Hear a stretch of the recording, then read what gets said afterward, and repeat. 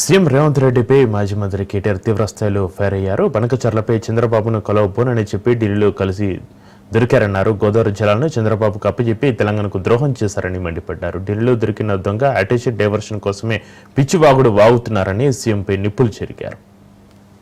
మరి జరిగిపోయిన దొంగ ఒప్పందం, చీకటి ఒప్పందం బయటపడంగానే కవర్ చేసుకోవడానికి కవర్ డ్రైవ్లు, ఇవన్నీ ఎక్స్ట్రా కవర్ డ్రైవ్లు, డ్రగ్స్, కాళేశ్వరం, ట్యాపింగ్, టూపింగ్, అలాగే కుర్దిలో పడ్డ ఎలకలా కొట్టుకుంటా ఉన్నాడు. ఏం చేయాలో తెలియదు, దొరికిపోయిండు, అడ్డంగా దొరికిపోవడం కాబట్టి అడ్డదారులు ఎత్తుకుతా ఉన్నాడు. ఎజెండాలో ఫస్ట్ ఐటమ్ అని చెప్పాడు కదా, నేను కాదుగా చెప్పింది. ఎజెండాలో ఫస్ట్ ఐటమ్ అని నిమ్మల రామానాయుడు గారు, ఏపీ మంత్రి గారు చెప్పిన మాట వాస్తవం కాదా? ఇంత స్పష్టంగా చెప్పిన తర్వాత తెలంగాణ ముఖ్యమంత్రి అబద్ధాలు చెప్పిన మాట వాస్తవం కాదా? అందుకే నేను అనేది 70 లక్షల మంది రైతుల ముందు, ఇవాళ కోట్లాది మంది ప్రజల ముందు మళ్ళొకసారి దొరికిపోయింది కాబట్టి ఈ మైండ్ బ్లాంక్ అయిపోయి ఈ పనికిమాలిన మాటలతో అటెన్షన్ డైవర్షన్ కోసం ఈ చెత్తవాగులంతా వాగుతా ఉన్నాడు. ఇంకో మాట అంటాడు, నేను లోకేష్ ని కలిసినట్టు అర్ధరాత్రి పోయి మేము ఏం చేసినా బాజాప్తా చేస్తాం, బేజాప్తా చేయాల్సిన కర్మ మాకు లేదు. అయినా నాకు తెలియక అడుగుతా, లోకేష్ ఏమన్నా నీలెక్క అంతర్రాష్ట్ర దొంగన? లోకేష్ ఏమన్నా నీలెక్క సంచులు మోసినోడా? లోకేష్ ఏమన్నా నీలక చదువు రానోడా? కలిస్తే తప్పింది, ఒకవేళ కలవలేదు కలిస్తే తప్పింది అని నాకు తెలియక ఇంకో మాట అడుగుతా. పక్క రాష్ట్ర మంత్రి, యువకుడు, నాతో డెఫినెట్ గా సత్సంబంధాలు ఉన్నాయి, ఇద్దరం కూడా ఫ్రెండ్లీగా ఉంటాము, కలవలేదు అని కలిస్తే తప్పింది నాకు తెలియక అడుగుతా. అయినా మీ పెద్ద బాసు చంద్రబాబు కొడుకే కదా, నేను గుండానో దావుద్ ఇబ్రహీంలో చీకట్లో కలిసినట్టు డైలాగులేంద్ర హౌలా. నేను అడిగింది ఏంది, నేను చెప్పింది ఏంది? నేను దొంగను కలిసిన నీలాగా, లేకపోతే నీలాగా లోఫర్ రాజకీయాలు చేస్తున్నాను ఢిల్లీలో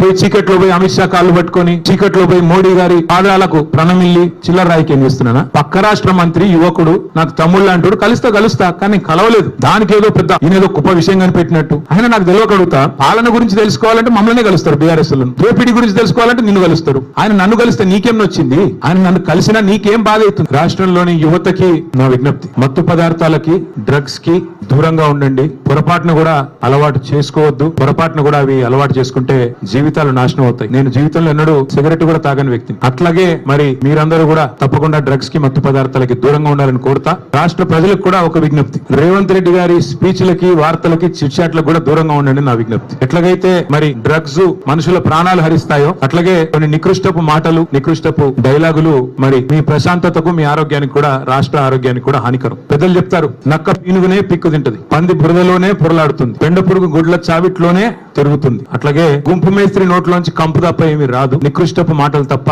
ఏది రాదని మళ్ళొక్కసారి తేలిపోయింది. నా సూటిగా అడుగుతా ఉన్నా, దమ్ముంటే మగాడు అయితే చెప్పు, నీ సీటుకు ఎవడెసరు పెడతాడు అని చెప్పి,